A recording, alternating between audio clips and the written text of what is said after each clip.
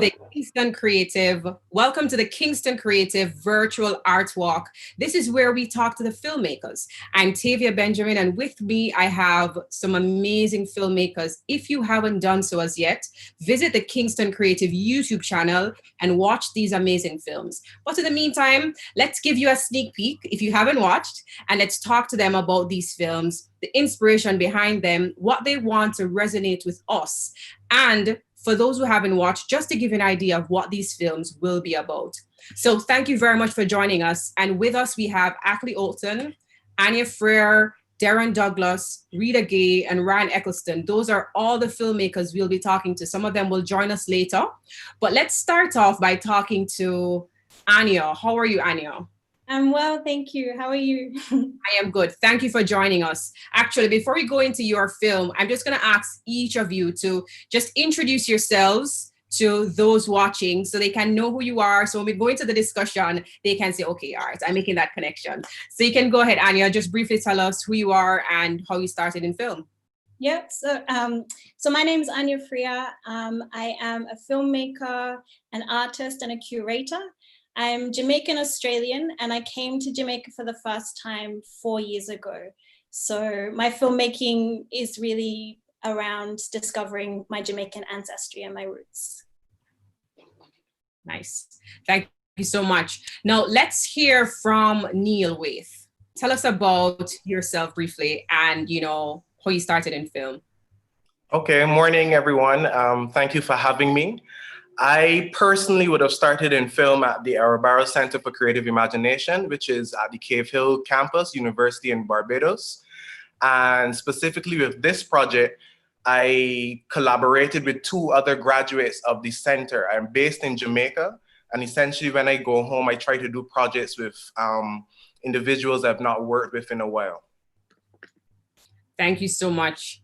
Now, Ryan, could you tell us about yourself and how you started in film? All right. I'm a filmmaker, photographer. I'd say also a curator as well. Have a strong interest in history, culture, and so on. I grew up moving around. My childhood was pretty nomadic, so that helps to inform the work that I do. I'd say I've moved back to Jamaica in 2014. Went to college for filmmaking, ran the gamut, broadcasting, photography, and filmmaking. So, yeah. Thank you so much. Thank you guys for introducing yourselves. So there you have it, guys. The other filmmakers will join us. But in the meantime, let's talk about your film. Since we're with you, Ryan, let's start with you again. So today there was a showcase of your film, The Heartbeat of the City, Verse 2. Did I get that right? Yes, ma'am, you did. So tell me, why that one? I mean, when I watched it personally, it gave me chills. The person you interviewed said that Kingston is the golden spot. It's, and you should live for whoever you live amongst. Tell us why you selected that film and what that means to you. I approached that film like I approach almost every subject that I choose to go into, from a point of curiosity, where no preconceived notions, just I was curious. And the naissance from that was the pushcart derby. And I came across a piece in I think it was the Star at one point, where I saw this man, Evan Williams, was building carts, and I used to represent Kingston and St. Andrew in the pushcart derby. That was really big in the 1980s. So I sought him out. Yeah. So I sought him out. And he basically lived right by Coronation Market in Rose Lane. So sought him out and basically laid it on what I wanted to do. He was a bit skeptic because he was like, look, I've heard all this before and so on. And I'm pretty much a person that believes in actions. So I said, okay, this is what I'm going to do. And a friendship formed from that. I just went through with an open mind, asked questions, and then it turned from the pushcart derby into the functions and forms of the pushcart in itself in the market. So I Yeah. went in wanting to do one thing with one subject, but it turned into a holistic thing. Nice. And as I watched the film, you know, he not only spoke about him making these cards, but then he went into how it was used, or it is used to support the livelihood of the people around him, which pretty much resonates with what he said, that we should be living for whoever you live amongst. How was that for you? How was that experience, you know, hearing him express that to you and then seeing it live? What was that like for you? What I got from that was community, service to others, and I'd spent copious amount of hours in the market in Rose Lane, night, day, sunshine, rain, whatever. Can you hear me? I can hear you. Go ahead. Okay, sorry.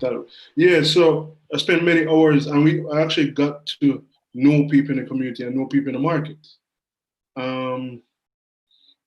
You know, just to see the person that he was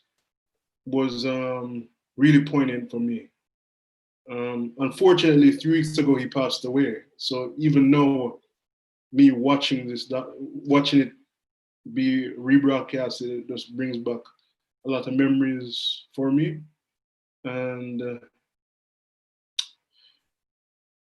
you know, it's a bit bittersweet. Today's a bit bittersweet. You know what I mean? So. Yeah. Thank you so much for sharing that with us. I mean, the final thing I want to ask you is, what is the one thing, or what is that main thing that you want to resonate with people as they watch this film today? That's a tough one. Well, you can think about it.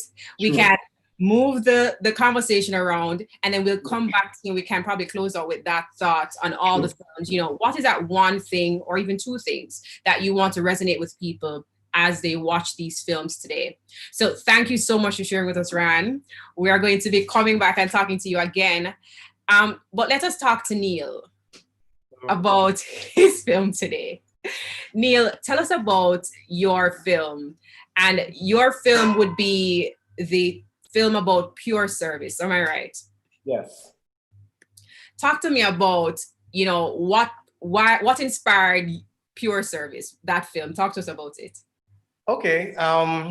Pure Service. Earlier, you would have mentioned Rita Gay, and Rita, myself, and Charlene, who's the other actress in the film, Charlene Haynes. We don't like, it's very hard when we've been entering it into festivals, because there's always a component for a director in the singular. And how we came about this project was very much as a collective. It was influenced and pushed by me wanting to do work, passing into the country, but it really is a collaborative effort. And this work is a work which was first done in 2013, a theater piece.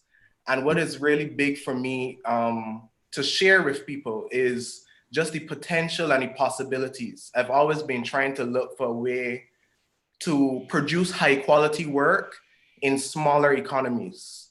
And that doesn't mean that it's going to be low quality because you're not spending money, but that means, how can we maximize our talents? How can we maximize our stories? How can we maximize our voice, our face, but without all of the previous industries that have existed, Bollywood, Nollywood, Hollywood, big economies. So this project specifically, it literally came about me seeing Charlene early in the year, probably, let's say, saw her like January in town, randomly. I asked her, when last you act? And she's a dancer as well. She said, I was the first person she acted with and the last person. And she said, not since we did that piece. And I'm like, are you joking? Are you kidding me? So next time I was in December, I was just pushing her, let's do this, let's do something. I didn't know what we were gonna do, but because time was very short and I always trying to overlap time, it made sense to do a piece that we'd done before. It had gotten a lot of success at our National Independence Festival for Creative Arts, which is equivalent to JCDC. So it's our National Festival of Arts. So it was a theater piece that we converted to film. So it was just literally a rush, me beg somebody a shop. I asked Charlene if she know anybody. I was going to film it myself. I had my camera, I was going to film and just press record, and then I act, and then I was going to edit it. But sometimes that's not always the way. Sometimes, all the times, help is good, but too much help and too much planning often doesn't get things done. The school where we came from, a lot of Ackley's one, Ackley Olton. Ackley was one of my greatest inspirations. He was the first like independent filmmaker I ever saw in my life, and he was really inspirational to me. And so my thing has always been, how do we create with little? Pure Service is written by Adrian Green, and it is a very relatable topic, essentially, for anyone who's not watched it as yet. It is just a disgruntled customer who believes that they know best, and a customer agent who has to say the right things and compose all the on one side or the next. So it was fun. The intention was to, one, do something, complete something, and also two, to enjoy it, enjoy the process. I want to give thanks to the pandemic because of the pandemic, we were able to share it a lot more, and you had a little more time to finish up edits and produce it and distribute it. So that was very helpful. Oh, thank you. And I mean, that quote you just made about giving thanks to the pandemic, I mean, a lot of us are not giving thanks to the pandemic, but that's a very pointed thought, because the blurb that starts this film says that sometimes the solution is right in front of us. And this pandemic has definitely given us solutions right before our eyes. Well, it's probably been there all along, but we haven't been able to see it because we're so busy doing all sorts of other things. But now this time we're more focused on what's important to us. All right, lovely. Now I want you to also think about, as we speak to Anya, what is that one or two things that you would like people to take away from this film, or that you would like to resonate with them as they watch this film today? So let's talk to Anya. Hey. Today you featured 2 documentaries with us. That's correct. And the first one I saw was St. John's Studio, and you also run Good Curry Gallery. Now talk to us about, St. John's Studio.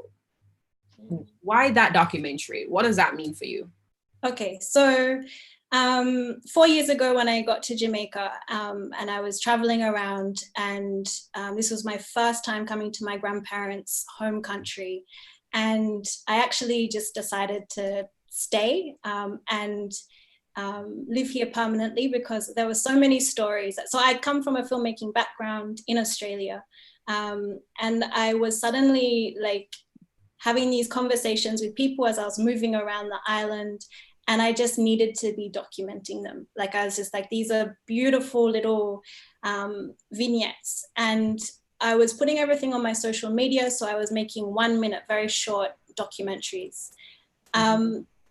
Throughout that process over the years, I have kind of gravitated to different kind of conversations that I document, and craft artists has been an area that I've been very interested in, partly because the way that a lot of artists aren't very well received and aren't kind of considered, artists. And I found that idea sort of interesting, and I wanted to explore that more, because as I was featuring people on my platform, it was Jamaicans who were like super excited and like wanting to buy the pieces and wanting to engage and wanting to hear more of the stories.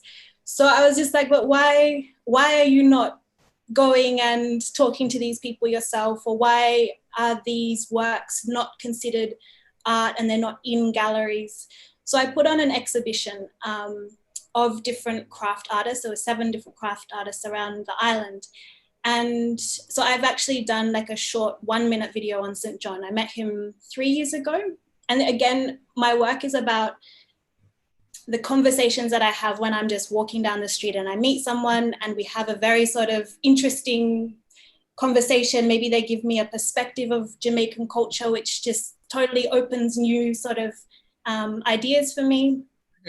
And St. John he was making these bead curtains out of recycled lighters that he was finding on the beach. And I just thought that was incredible and brilliant. And, you know, he was just like, you know, there's no overheads and I can create this artwork. And, you know, he really saw himself as an artist, not a craftsperson. So I did a short video on him, but when I was planning the exhibition, I wanted to do a studio visit. So I wanted to, my short real talk videos, the characters that I'm talking to don't actually speak. So their voice is put over the video. Okay. So I wanted to actually kind of create a short documentary which captured more of the feeling that I had when I visit these artists and I'm sitting in their space and they're telling me about their work and, you know, his music's blaring and someone else is talking over there and it's all just there and we feel as if we're also there with him. Exactly. And that's exactly what I wanted to create. And that's really what my work is about. It's kind of bringing people right into these spaces. And then I know this sounds strange, but it's like, it's really humanizing the people who I'm speaking to, because for me, that's been a huge thing, discovering Jamaican culture, is this disconnect. So many disconnects between town and country, between uptown and downtown, between I don't know. Around town. Yeah. Everyone has their own idea of what parts of the culture mean to them. Yeah. And I mean, I find it really confronting, to be honest, this whole disconnect. And that's something that my work really challenges, because, you know, it is those crossing boundaries that you know, that's the engagement. You know, it's people in different realms, in different circles that are connecting. It's not like I do a film about someone in Westmoreland and it's only people in Westmoreland who are wanting to consume that content and wanting to watch that content. Or, you know, but it might be that St. John is 20 meters down the road from someone else and they're just like, oh, that's really great, like I want to watch the film. Like, but you could also go and talk to him. You know, you could come and ask to see his studio and kind of have that in his video. He said you can't just look at it and get it, you have to question me, right? And then I will tell you. Exactly. So, you know, just watching it too, you could see the passion in the work that he does. Yes. And everyone can communicate with passion. We can all relate to passion. So exactly. No matter how different we are, no matter how different we create, once we see that passion emanating from the work, we can always relate to it. Yeah, and I think that that's a big thing also, is that a lot of people have this preconception that someone is creating craft because they haven't got anything else going, or that it's just a quick money maker. Whereas St. John is a trained mechanic, but he is a passionate artist and he doesn't sell work often, but he is making because it's his creative outlet, you know? And that's so really, yeah, I mean, it's just reframing that idea of why people are creating and who can be considered an artist in many ways. That's an interesting perspective. Now talk to us about your other documentary for Bamboo King. Talk to us about that one. Bamboo King. So again, this is a longer version of my usual 1-minute real talk films. And Bamboo King is another artist who I featured. And again, it was every time I go and visit Bamboo King, he lives on a stretch of beach in the south side of Anota Bay. And he just has so much to show me, so much to tell me, so many interesting stories. And I really wanted to kind of create a piece that allowed other, you know, the audience to have the same experience that I have it. So it's just, you know, again, it's a studio visit. But I mean, both of these artists, it's just like, it's so easy to, because they're both so charismatic and they're both so interesting. And then again, it's these perspectives and these ways of thinking about things. You know, he has this relationship with bamboo in that he sees it as a very sort of spiritual, organic, spiritual material to work with. So I wanted, and also like the rocks, the formations that he creates, he has this relationship with them where they talk to him and they tell him how to place them, right? You know, a true artist. You're pretty much connecting with the work.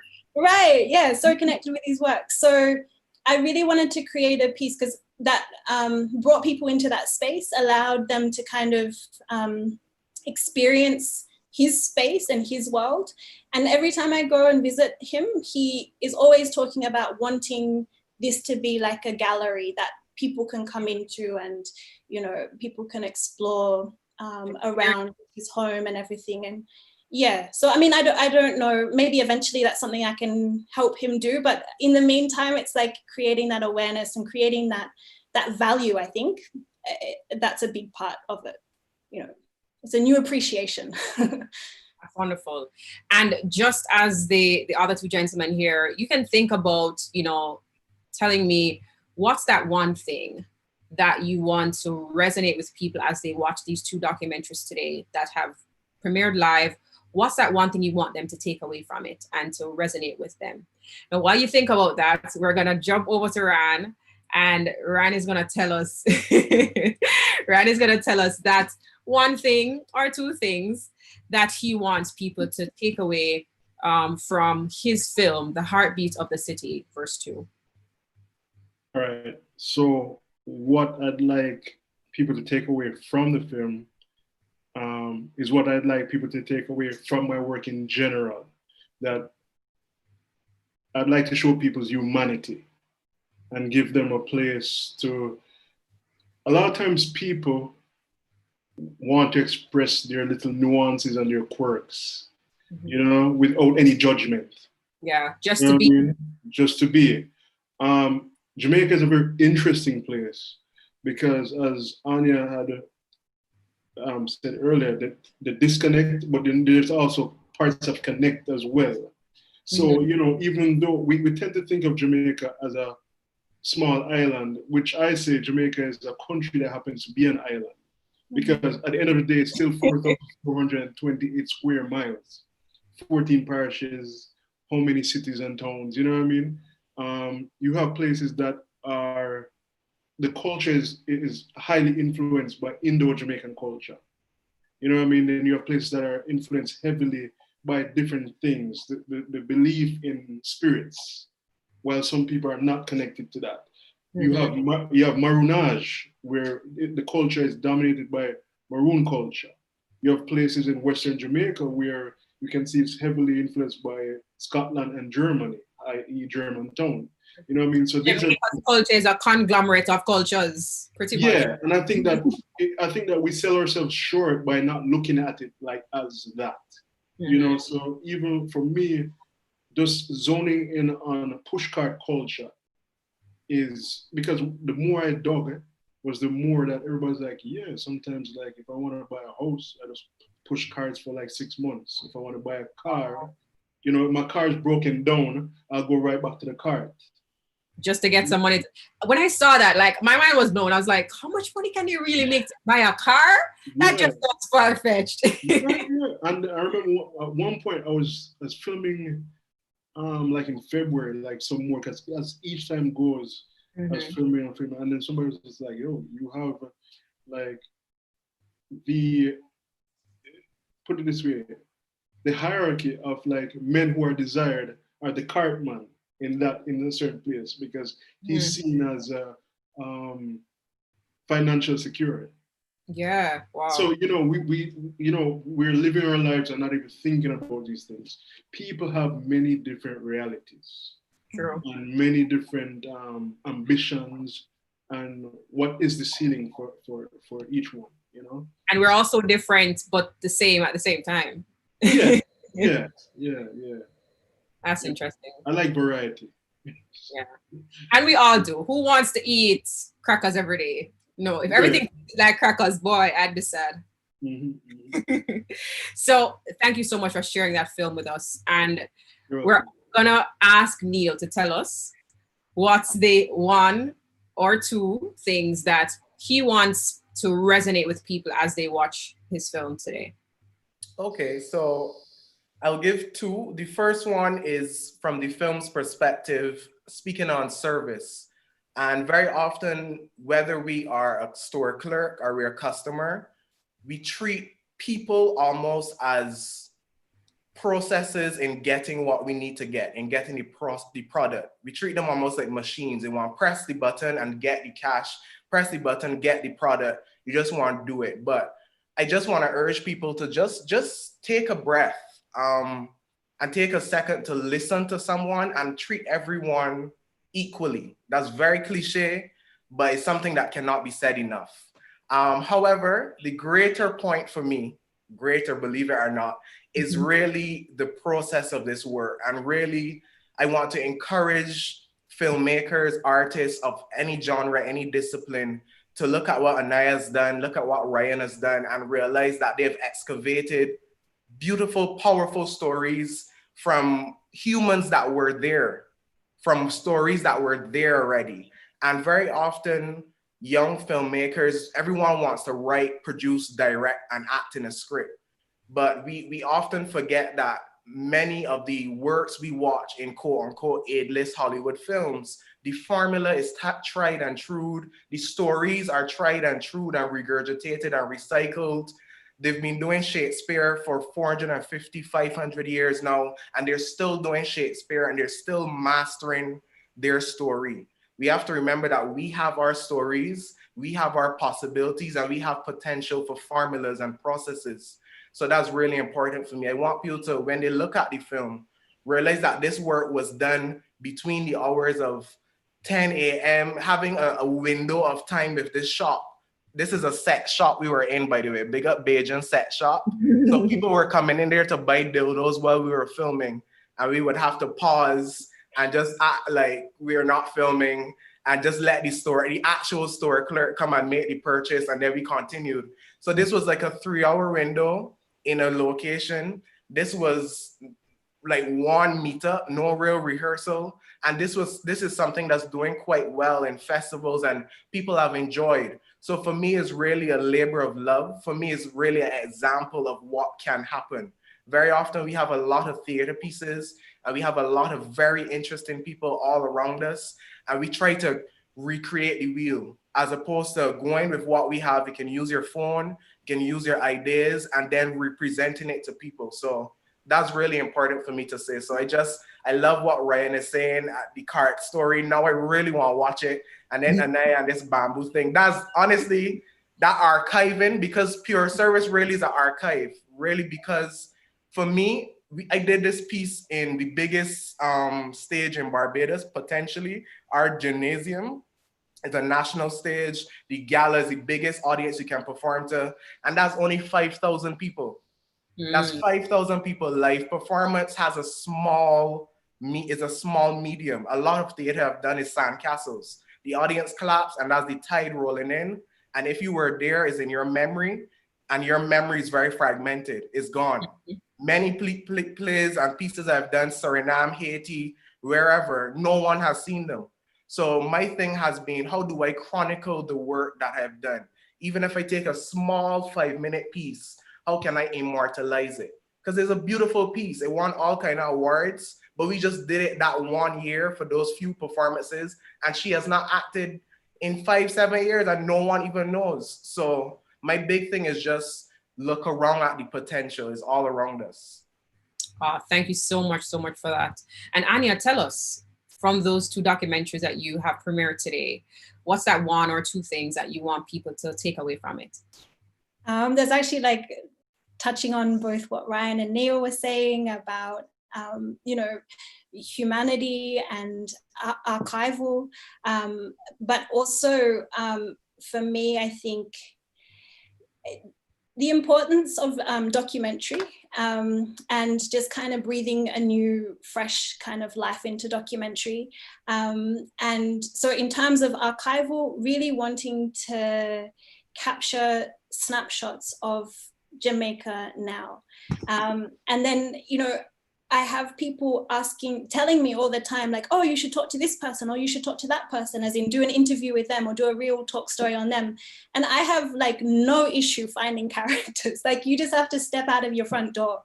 And I think that that's a big thing, that I think that, like you say, Neil, sort of looking around and valuing the simple everyday stories and talent and kind of maybe for me, not growing up in Jamaica, and then I come with fresh eyes. But I think I really want people to sort of slow down, take a minute, have more conversations, be a bit more adventurous, and go out into their communities and speak more and kind of share stories.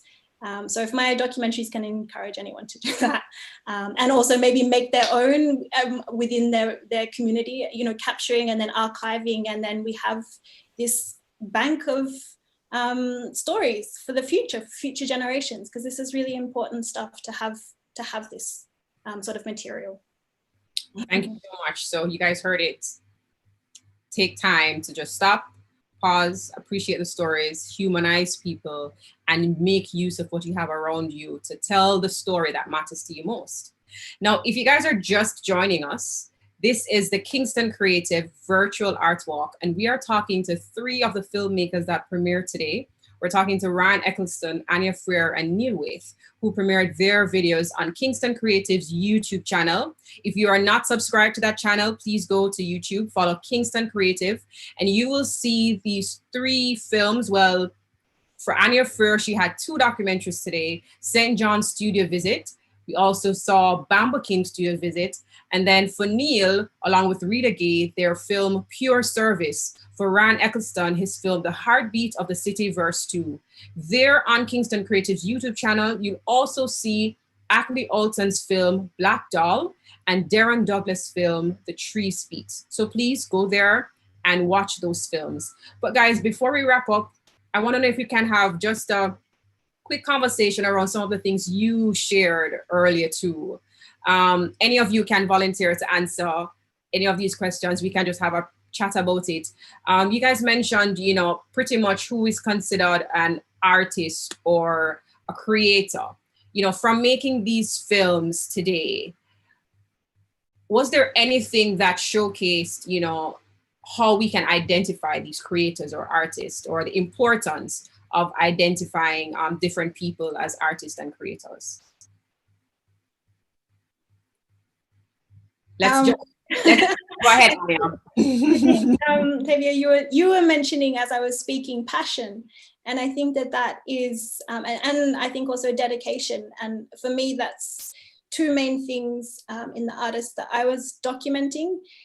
St. John's sometimes sells work. Bamboo King doesn't really sell any work, you know, and that's a lack of exposure and platforms. And I mean, through my work, there's been a lot more interest in his work.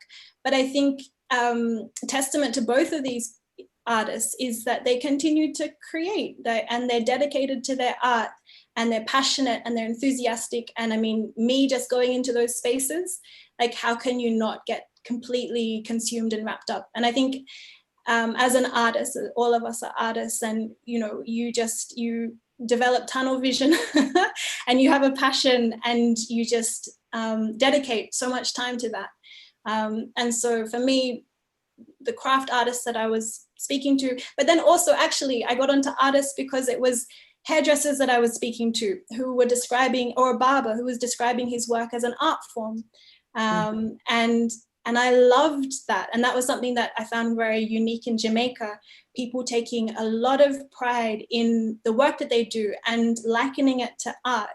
And for me, that was just like, oh, wow, this is so beautiful. So I think, yeah, there's so many different types of artists, and that dedication and passion really shines through. So it's pretty much who you are and what it is that you are creating that makes you an artist. So you can define that for yourself. I mean, Ryan, before I watched your film on carts, I mean, I've seen carts in downtown. I drive past them. I know of them. Nowhere in my thought would I ever consider to say, but wait, this is an artist. This is a creator. From your own experience making this film, how did that come out to you, you know, and resonate that these people are really creators and artists? The demonstration of compulsion and pride. You know, being compelled to do it, and also differentiation. There's some people break down and be like, yo, I made my wheels like this. Or they'll say, I remember like they're saying like in the 80s, box carts were the things to be made, like the carts that came up on that had 4 diameters, like basically a box. but now it's like flatbed carts. So like even like it's almost like how clothes change fashion. Mm-hmm. The cart changes in fashion in that sense. So, Wow. So it's like, you upgrade the cart. yeah, and then also it's like it's like what was the sensibilities of the time also. Mm-hmm. You know, what was needed in the 1970s no longer is needed in the 20s, in the 2020s, stuff like that. So we changed to fit the time. And also maybe certain materials are no longer available, Right. or newer materials have been here, so stuff like that. Better ones that can, make it Yeah. nice. That's interesting. And I mean, we can all look at it as being simple, but I can make a hand cart. I tried to steer one day. I tried to steer one day. It's tough work. It's harder than driving a car? Yes, because you have to put your body into it. And also there are women who are handcart people as well. So that's also very interesting as well. Wow. Neil, I see you over there laughing. Have you ever driven a handcart before? Not yet, but I think into today. I just love that was there all the time. My mind is here thinking, how have I not thought to document that? But I'm thinking the same thing. Because it's just as you also said, Anya, sometimes these things are right before our eyes and we stop to see them. Yeah. And when you're saying, Ryan, about pride, it's, like I completely agree, because that sense of pride that people have in what they do and whatever that is. Yeah. I mean, when you watch that film and he talks about just how proud he is to be able to make these handcarts, rent them out to others so that they can support their families, like it's the ultimate thing for him. You guys need to go watch that film, because I got chills just listening to it and just, hearing how they feel about what they're creating and what they're able to give back to their own communities. So that was very beautiful. I mean, for you, Neil, how do you look at, for persons who probably weren't trained as actors or, filmmakers, but they have this passion, how do we encourage them to call themselves an artist or a creator? Because for some, they think that I can't call myself an artist or a creator until something has happened, or until I've reached this place, or until someone has put that title on me. How can we encourage persons who have the passion to own that for themselves? What's your thoughts on that? Okay, the first thing I'd say is that arguably everyone's an artist. Everyone has creative energy that they can put forth into the world. However, everyone doesn't identify as artists, and a lot of that is just our socialized reality. For me personally, it was very important for me to say I am an actor for the greater part of 10 years. Before, I didn't want to touch film. I went to school to do theater and film, but I purposely didn't want to touch film. I was just like, I don't want to learn anything. Even though I was learning, I just wanted to master like one thing, and then I could get into photography. Then I could slide into film. But what I'd say to people, this is an ongoing thing people come with. And phones, honestly, let me here at Kingston Creative, phones have already surpassed the capabilities of these quote unquote big cameras. And I really believe that in a year or two, it will become more mainstream. People, the potential is there already, but I think it's just like a head thing. We gotta get past, oh, you have a big camera, so you can do this. I often tell people, I have two cameras. My older camera, an iPhone 6 has a better camera than my big DSLR, my Canon that look fancy. Yes, I can do more through skills and experience and knowledge, but I'm just saying the potential of an iPhone 6 to show the level we're at. We're at iPhone 12 right now. But what I'd say is be careful of discouragement and being disheartened. I think we all go through hills and valleys, even myself, even Rita and Charlene. As I said, when I pushed and contacted them, Rita, she's a great filmmaker. I didn't know her, but she was doing a lot of commercial work. She'd not done anything artistic in years. So for her, it was a breath of fresh air. Charlene, she was working at customer service, and for years she had not acted. So they themselves had started to not consider themselves artists.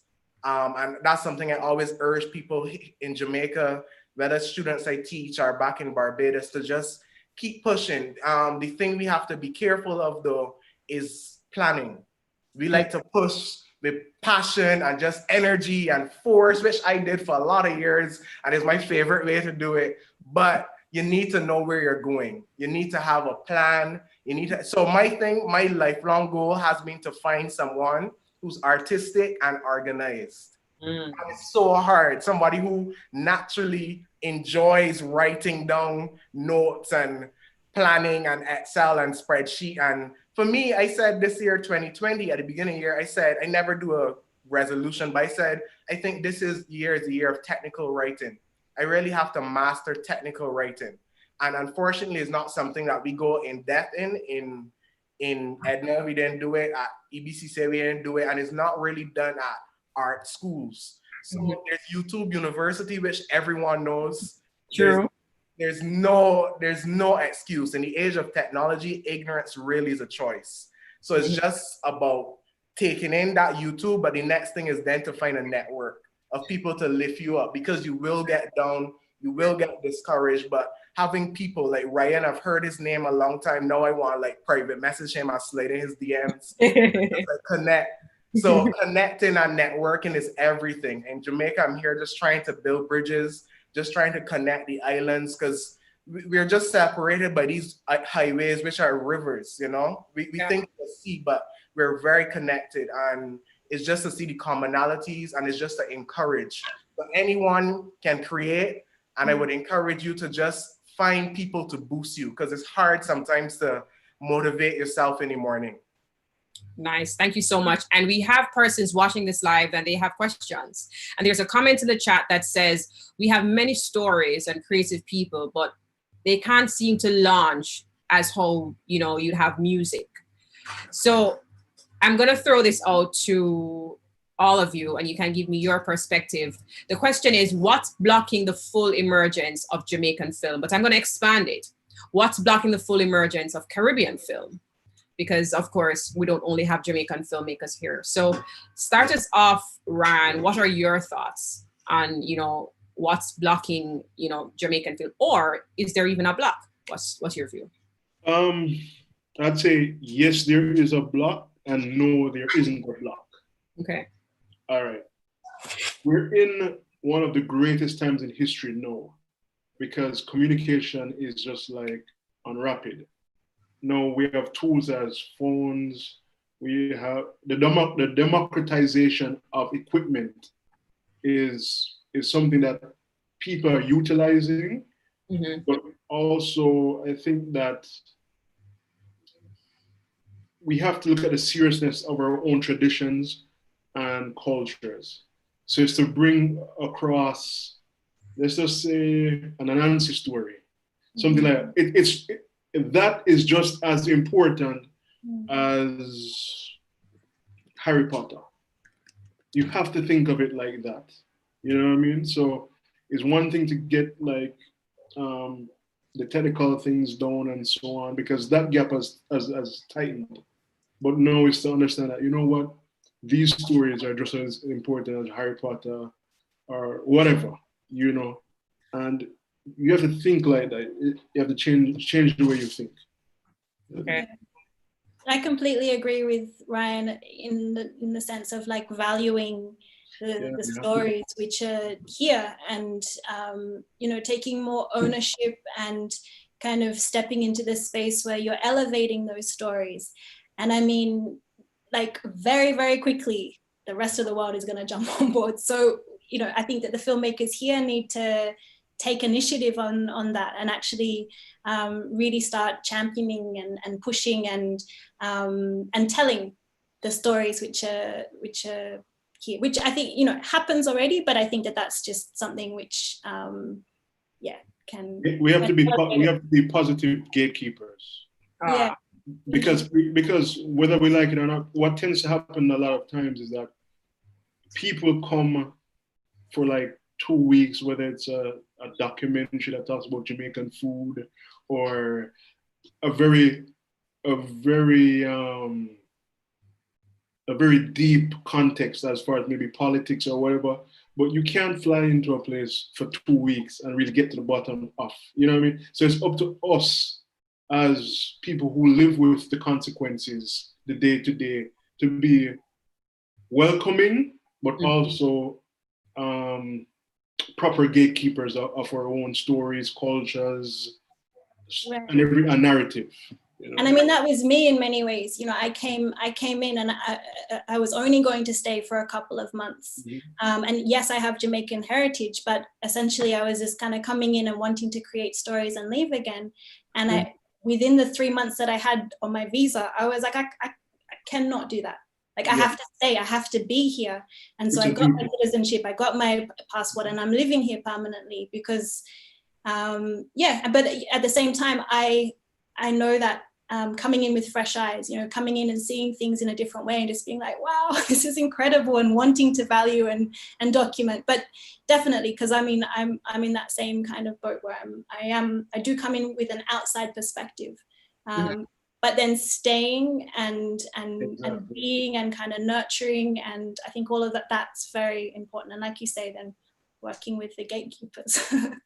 Yeah, but positive gatekeepers, not just gatekeepers just cause, you know. Yeah. And I think also the things that you said with fresh eyes. I think for me, growing up in the US, growing up in the Middle East, but also always going to high school here, prep school here, it's a touch and go in a sense where, yes, I'm still rooted here, but also when I'm away, it's still like fresh eyes, just like you said, you know.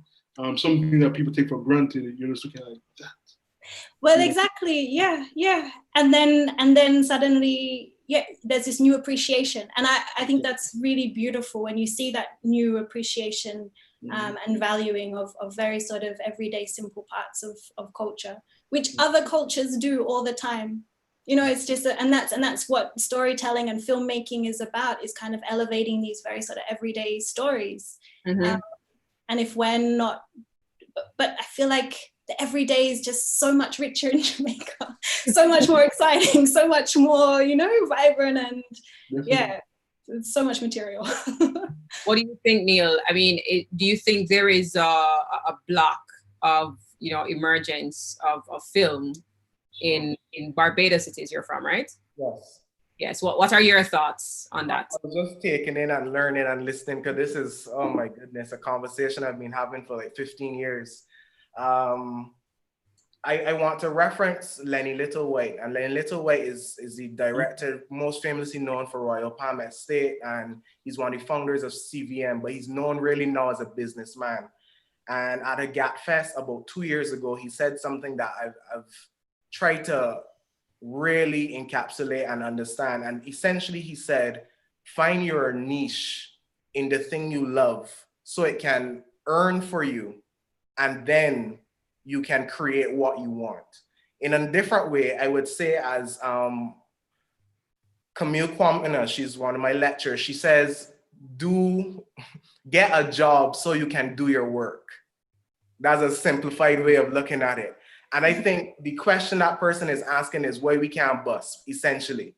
Why we can't bust? The first thing for me is understanding scope, understanding that there's so many layers to what is quote unquote a A-list film. Please first understand, let's look from a performer point of view, Screen Actors Guild Association, only 5% of those people registered in the Screen Actors Guild actually earn a living from acting. So I always ask people, if people say you're an actor, what have you been in? I said, can you list 50 actors? Most people cannot list the names of 50 actors, but we do know there are far more than 50 actors in the world. Similar, same thing to filmmakers. Can we list 10 filmmakers? Can we even, so we have to understand the distribution element. So if I look at Jamaica specifically, there is a heavy opportunity and market in music videos. Music videos have really grown and improved. I always like to watch them and read the comments, because I think the music can be a vehicle. The music already has a kind of distribution agency, thanks to reggae music, dancehall is already sailing. So if you can hop on something that exists, the example that Lenny was given was hotels may need marketers, somebody to help market or push or promote their thing. Something I did here when I first came here, I'd literally just go to like National Outdoor Agency or marketing. I'd walk in and ask to speak to a manager and just ask them if they need a photographer. Like, so the big problem and the big block is not necessarily that you can't bus, is that we trying to eat off of like our big bus thing. And really a lot of people who quote unquote have bus have just been working, have just been eating off, getting better at their craft, honing their craft, because at the end of the day, quality is universal. So we all know those out of the blue films that do well, those indie films that do well. Everybody want recognition and validation. But I tell people to please just keep making quality, keep getting better, and see how you can collide your work and your job. So your job doesn't drain you and you're just trying to bust outside the job. If you can collide those two things, then it works. I personally do a lot of photography, something I call microwave art, because it's quick, it's fast, people see it, people like it, people share it, people steal it, and it's gone. Versus I came from a theater background, which is slow, which is ants marching with small granules of sand to build a big sand castle, which will be washed away. So it's really, so I'm coming from different perspectives on this thing. I don't know the answer to how our industry will bust, how we will bust. Is always we know there have been great strides done in Jamaica's films such as Sprinter. People have been getting connections and stuff like that. People kind of feel left out. Most people feel like, how I don't know that link, how I don't have that. But these people you see with those links, they've been working, they've been grinding, they've been just doing things you've never seen. By the time you see their work, you've missed so much of their work already. So the advice would be to be the best you can be. Because as a filmmaker, there's no cutoff point. Unfortunately, models kind of have a cutoff point. Like they get old and they're like 22, they're too old. But filmmakers, you can bust at 99. So just keep going, man. And your film is immortal anyway.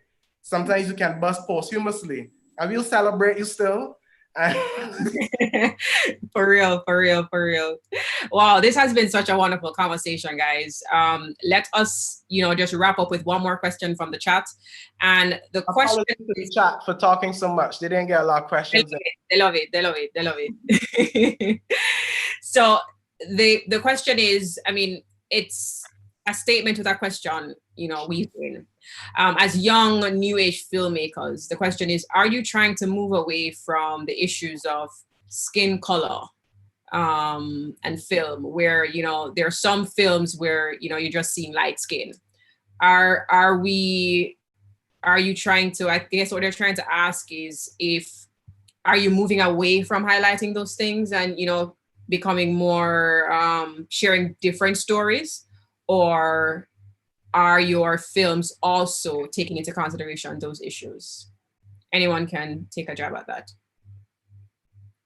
I think for me, coming to Jamaica and experiencing such a divided culture, and coming from my mother's white Australian, my father's Black Jamaican, but I only grew up in that white society, and then coming here and so excited to connect with my Black Jamaican roots. And then there's this it's really, really layered and confusing, and there's so much sort of self-hate and, issues of skin bleaching and all of these things that I just was not expecting at all.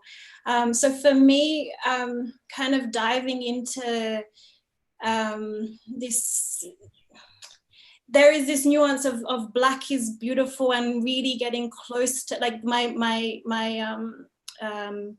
Real Talk series is very, like, I use a lot of macro, and I'm like close to skin and hair, and because I come here and I am complimented for my white features, opposed to, and I find all of this very, very, very confusing. So I think that there's a lot of kind of undertones in my work which is about celebrating Blackness and sort of questioning these divisions, and also just kind of making it an open conversation, because it might make people uncomfortable here, but luckily I didn't grow up here, so I can maybe, you know, start a conversation, and if people want to, you know, interact, because, you know, I do appreciate that because of how I look, I get treated differently, and I'm able to move through different spaces. And so that's an incredible privilege, which I think is crazy and, you know, shouldn't exist. But by moving through those spaces,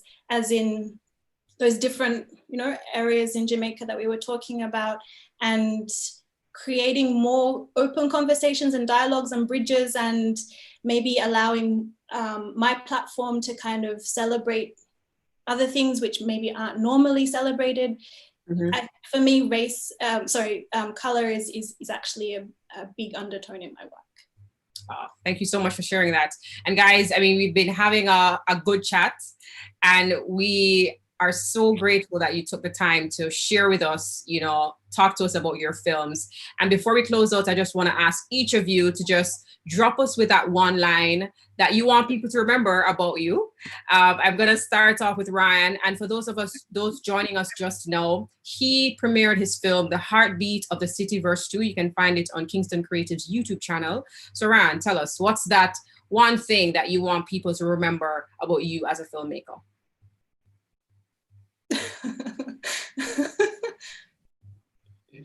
He was a servant of the people. So Ryan Eccleston was a servant of the people. Please remember that. Go and watch his film on YouTube. His film is titled The Heartbeat of the City Verse 2. Now tell us, Neil Waith, his film along with Rita Gay is called Pure Service. What is that one thing you want people to remember about you as a filmmaker? Come, let me create. So remember that, guys. Neil Waith, that one thing he wants you to remember: come, let us create. Let we create. Let we create. Thanks for the correction. Now go watch his film on Kingston Creative's YouTube channel. And then we're going to close out with Anya Freer. You tell us, what is that one thing that you want people to remember about you as a filmmaker? Celebrating everyday stories. Lovely. So there you have it. Please go and watch her 2 documentaries on Kingston Creative's YouTube channel, St. John's Studio, and also Bamba King Studio. Visit as well. Thank you guys so much for joining us today. Thank you for watching these films for the Kingston Creative Virtual Art Walk. If you haven't seen them as yet, please go to Kingston Creative's channel on YouTube, watch these films, comment on these films, connect with these filmmakers, and support their work as they share these everyday stories with us, as they share a part of themselves with us as well.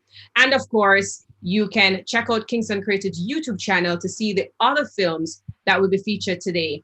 The Jamaica Film and TV Association, JAFTA, will be showcasing their films today as well. And that will take place between, let me tell the time, between 4 p.m. and 4:30 p.m. So you can check that out. And you can also join us afterwards at 4:30 to 5 p.m. with a similar Q&A with those artists as well. So thank you guys very much for joining us, and please enjoy these films. Thank you.